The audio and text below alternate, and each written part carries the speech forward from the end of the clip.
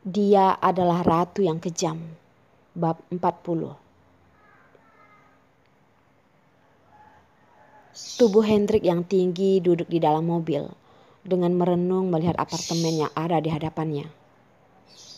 Apakah Darlene tetap tidak bersedia membiarkannya masuk ke dalam kehidupan privasinya? Darlene mengangkat gaun dan turun, melihat Hendrik berdiri di depan mobil. Saat melihat dirinya, tatapannya pun bersinar. Dengan memuji berkata, "Darlene, malam ini kamu sangat cantik." "Terima kasih." Darlene dengan wajah memerah menjawab. Dia sama sekali tidak merasa dirinya sangat cantik.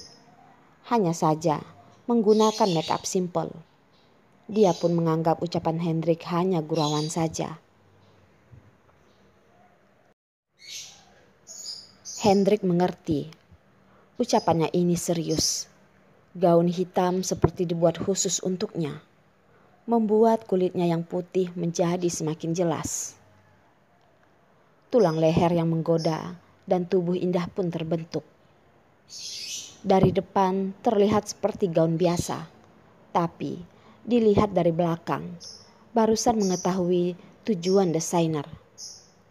Bagian punggung Darlene yang indah terlihat setengah, membuat orang memikirkan hal lain. "Kalau bisa, aku benar-benar tidak bersedia membawamu ke acara jamuan. Lebih baik menikmatimu sendiri di rumah saja," kata Hendrik. "Hendrik, aku tidak menduga kamu begitu pintar bicara." Darlene pun merasa malu karena tatapan Hendrik. Dia tidak pernah memakai gaun ini. Ditambah dia tidak tertarik dengan acara ini. Jadi dia tidak berkaca. Tidak tahu seberapa cantiknya saat dirinya tersenyum. Tapi dia sudah menyetujuinya, jadi dia tentu tidak akan mengingkarinya.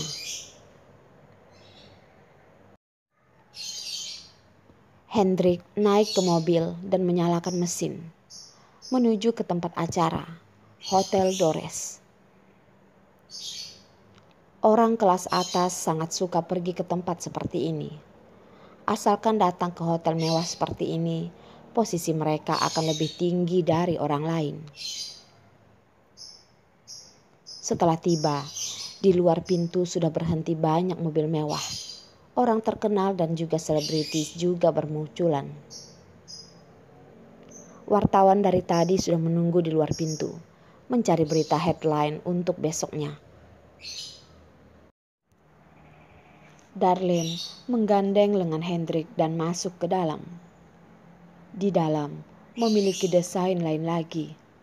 Lampu yang indah menerangi seluruh ruangan acara. Acara jamuan yang bergaya prasmanan. Orang-orang yang berkerumunan sambil memegang cangkir. Suasana yang harmonis.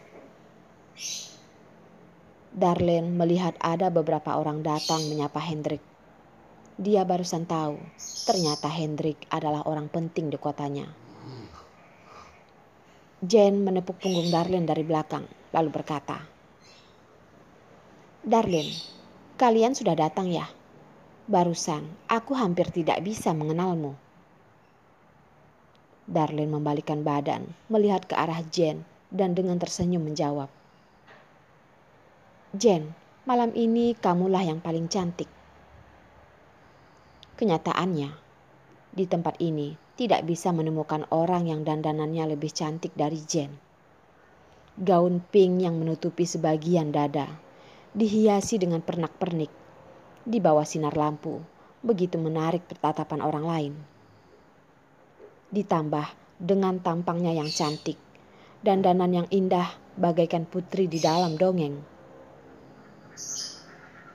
Dan pangerannya sedang berdiri di sisinya, dengan jas hitam yang dikenakan pada tubuh yang tegap, membuatnya terlihat semakin tinggi dan juga semakin dingin.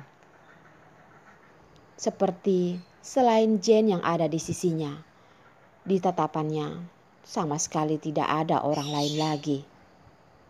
Di tatapan orang lain, Mereka adalah pasangan yang sangat sempurna, hingga membuat orang tidak tahan melihatnya. Darlene pun menunduk dan melihat dirinya sendiri. Memakai gaun hitam seperti ratu kejam di dalam dongeng. Benar-benar sangat menyedihkan. Hahaha, Darlene, kamu sangat pintar melihat. Jen juga merasa dandanannya sangat berhasil. Walaupun Darlene terlihat cantik dan seksi, tapi sesuai dengan pemahamannya, Yos sepertinya lebih suka wanita yang polos. Tidak ada yang memperhatikan tatapan Yos terlihat sebuah bayangan gelap. Darlene pun tersenyum menjawab. Kalau Jen adalah bunga mawar tunggal, maka Darlene adalah bunga lili yang berserakan, menunggu orang datang memetiknya. Senyuman itu memiliki stylenya sendiri. Banyak pria yang melihatnya sampai melamun. Sebuah tatapan dingin yang lewat, banyak pria pun terkejut dan dengan tidak tega menyimpan tatapan mereka. Bukankah hanya beberapa tatapan? Lagian juga tidak akan kehilangan daging. Tapi kalau wanita mereka juga begitu menarik tatapan orang, mungkin mereka juga akan melakukan hal yang sama. Darlene, nanti ada sesi menari. Kalian jangan kelewatan ya. Demi acara menari malam ini, Jen bahkan sengaja mencari guru mengajarinya. Hanya karena ingin menjadi orang yang paling bersinar malam ini. Tentu saja karena ingin menarik perhatian pria di sisinya. Kalau bisa langsung mendapatkannya. Aku tidak bisa menari. Darlene dengan malu berkata. Yos menaikkan alis. Berbohong. Dia ingat dulu saat membawanya datang ke acara jamuan. Darlene menari dengan sangat baik.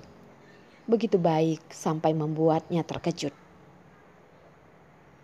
Darlene tidak perlu memalingkan kepala, juga sudah merasakan tatapan Yos. Dia pun merasa bersalah.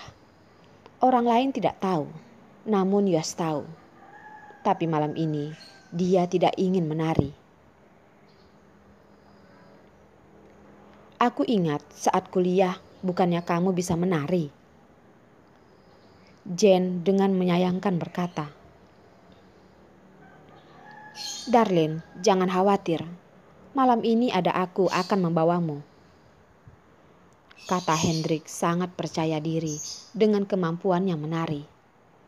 Asalkan Darlene bisa sedikit, dia bisa memimpinnya. Hendrik, Darlene ingin mencari alasan untuk dirinya. Yos yang dari tadi tidak berkata apapun, tiba-tiba berkata, Tuan Hendrik begitu percaya diri. Nona Darlene kenapa harus menolak? Lagi pula ada begitu banyak orang. Tidak akan ada yang memperhatikan kesalahan kecilmu. Saat Darlene mendengar ucapan terakhirnya, kesalahan kecil, dia pun seperti mengerti sesuatu. Salah, dia pasti salah. Pria ini tiba-tiba berkata seperti itu. Pasti ada niat buruk.